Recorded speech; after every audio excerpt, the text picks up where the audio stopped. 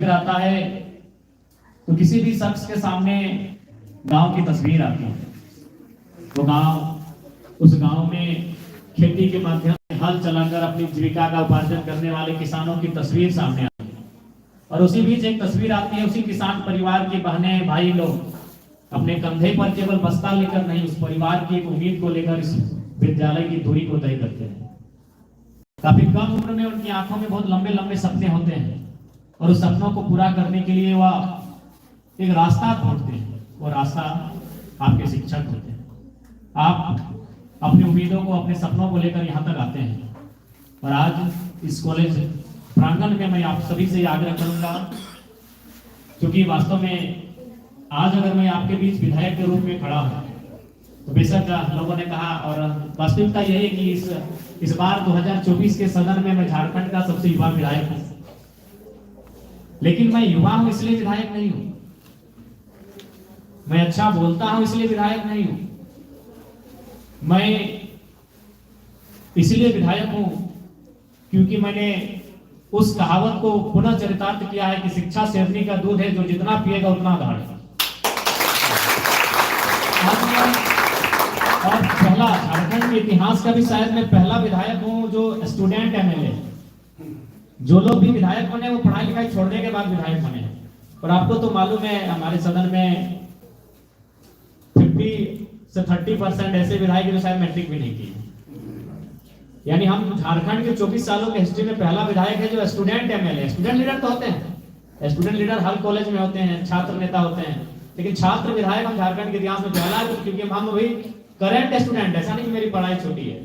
मैंने 2017 में master pass complete किया है और उसी साल मैंने विनोबा भावे से एंट्रेंस टेस्ट दिया था पीएचडी का, उसको मैंने पास किया है। और उसी 2018 में मैंने एडमिशन लिया है विनोद बिहारी महतो विश्वविद्यालय धनबाद में।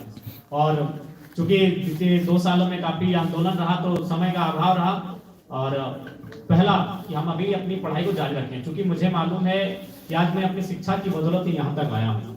इसलिए आप तमाम मेरे जो छोटे छोटे भाई बहन लोग यहाँ बैठे हैं छात्र छात्रा के रूप में, आपको मेरा यही संदेश होगा। आज जिस जयराम महतो से आप परिचय हो रहे हैं, आज इसके चर्चे दिल्ली से लेकर उत्तर भारत से लेकर नॉर्थ भारत से लेकर कश्मीर तक है। चूंकि आज इस विधानसभा के चुनाव में जो हमारे पक्ष में परिणाम आया है, भले विधायक तो हमारी पार्टी से एक जीत कर गया, लेकिन काफी ज्यादा वोट आने के कारण पूरे चर्चे हैं। तो उसका कारण यही कि हम पढ़े लिखे थे, पढ़े लिखे के युवाओं को हम लोगों ने आगे किया, तो आज ये परिणाम हम लोगों ने हासिल किया है। तो इसलिए आपसे भी हमारी आग्रह होगी कि आप पढ़ाई लिखाई में कटौती ना करें, क्योंकि इसलिए मैं आपको ये संदेश देना चाहूंगा, क्योंकि मेरा मानना है कि आप कम से कम हमसे तो बेहतर परिवार से आते हैं। क्योंकि बहुत सारे लोग शिकायत करते हैं कि पापा की कमाई नहीं है, माँ के पास तो पैसे नहीं है, इसलिए हम पढ़ाई पूरी नहीं कर पाते हैं। ये शिकायतें आपको अक्सर आती हैं। तो मैं आपको बताना चाहूंगा कि आप हमसे निर्धन परिवार से शायद नहीं होंगे। इसलिए नहीं होंगे क्योंकि मेरे परिवार में मैंने बहुत करीब से देखा। जब मेरा परिवार है तो मैं करीब से ही देखूंगा।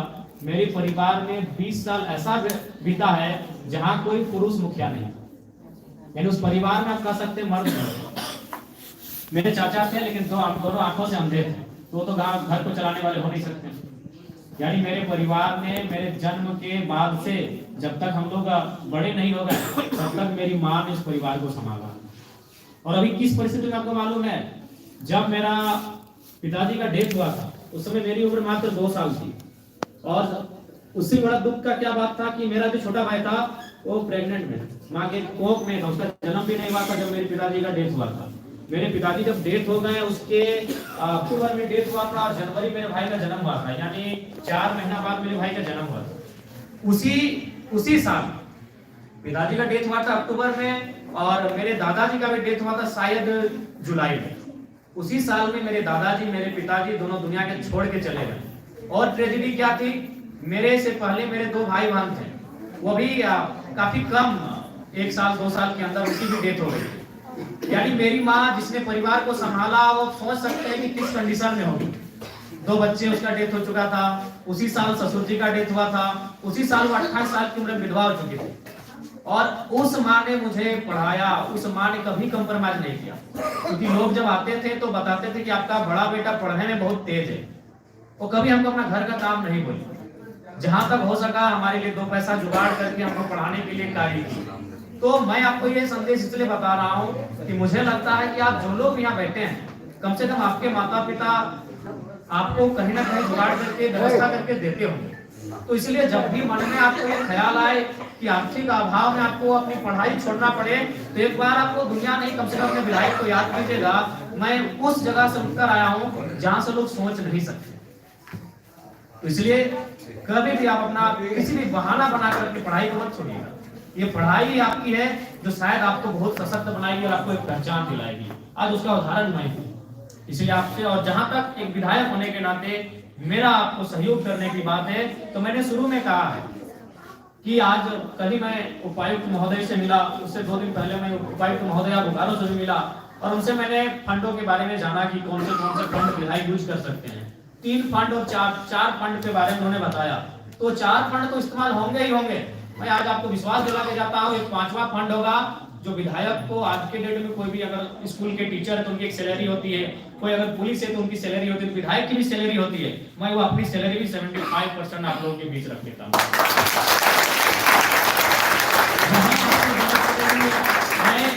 और चूंकि मैंने पहली प्राथमिकता शिक्षा को ही रखा है, क्योंकि अगर युवा शिक्षित होंगे, भाई बहन लोग शिक्षित होंगे, तो निसंदेह वो अपने अनुसार रास्ता तय कर लेंगे। जब उन्हें हम हुनरमंद बना देंगे, जब उन्हें हम अकलमंद बना देंगे, तो अपने प्रतिभा के आधार पर वो कहीं ना कहीं पे रास्ता बना लेंगे। इसलिए आज आपसे, क्योंकि आप एक ऐसे परिवेश में, एक सुंदर वातावरण में पढ़ने के लिए आते हैं, एक शांत वातावरण है, आप अपने आप को, यही आज समय है आपको तपाने का, अपने आप को गलाने का, ये तपस्या का यही समय है, तभी इसका परिणाम आपको भविष्य में दिखेगा। वो कहते हैं ना कि आज जिस उम्र के आप पड़ाव में, उसे हम लोग टीनेजर कहते हैं। टीनेजर का मतलब होता है 13 to 19। ये एक ऐसा उम्र होता है जिसकी तुलना हम नदी से करते हैं। नदी जिसमें बारिश के मौसम में नदी को आप देखते होंगे, जब वो नदी अपने रास्ते पे चलती है तो अपने रास्ते से हट के चलती है, कभी पहाड़ों से टकराती है, कभी वृक्षों को डुबा के ले जाती है, कभी चट्टानों से टकराती है, और वो अपने तूफानी अंदाज में बहती चली जाती है, क्योंकि वो बरसाती नदी होती है। लेकिन अगर उसी नदी में अगर डैम बनाए तो वो डैम का पानी निर्जन ऐसे भूमि पर जाएगा जहां पानी की संभावनाएं नहीं है और विकसित होने का कार्य होगा। तो डैम का तात्पर्य है आप अभी एक नदी के समान हो। जो भी छात्र छात्राएं हमारे सम्मुख बैठकर हमें सुन रहे हैं, आप एक नदी के समान हो। कौन सी नदी? जो बारिश के महीने में तांडव मचाती है।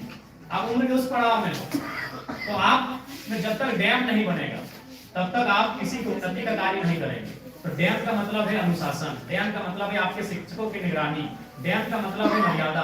जब आप अनुशासन में रह के अपने शिक्षकों के दिशा निर्देश का अनुपालन करके आगे बढ़ेंगे, तो निसंदेह जिस प्रकार वह नदी और डैम का पानी जब उसे रोककर निर्जन स्थानों में हम लेकर जाकर खेती की बात करेंगे, खेती का काम करेंगे, ठीक उसी प्रकार जब आप अनुशासित होकर आगे बढ़ेंगे तो निसंदेह आप अपने साथ साथ, अपने गाँव के साथ साथ, अपने समाज के साथ साथ इस क्षेत्र में उन्नति और नाम रोशन करने का काम करेंगे।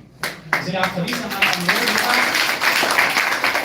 कि आप भोजन में कटौती कर लीजिएगा, अपने पहनाव में कटौती कर लीजिएगा, लेकिन अपनी शिक्षा को लेकर कभी कटौती मत कीजिएगा, उसमें कभी कंप्रोमाइज मत कीजिएगा। मैं आपसे यही आग्रह करना चाहता हूँ, आपको मैं यही संदेश देना चाहता हूँ। समय का अभाव है और चूंकि इसके बाद भी 2-3 कॉलेज में हमारा आज कार्यक्रम है, एक विधायक के नाते जो भी आप हमसे अपेक्षाएं रखेंगे आप निश्चित रहें, क्योंकि आपने कहा कि हम लोग युवा हैं, तो युवा दौड़ने वाले हैं, भागने वाले हैं, तो अपनी अपेक्षा आपने जो रखा है उस अपेक्षा से ऊपर उठकर हम आपका सहयोग करेंगे।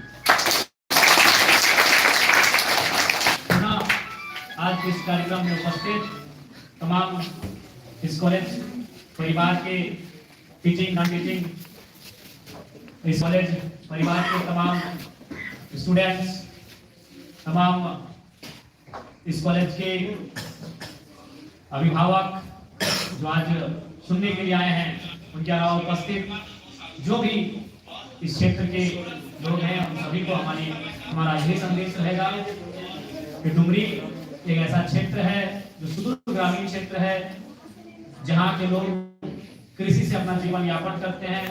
आज इस क्षेत्र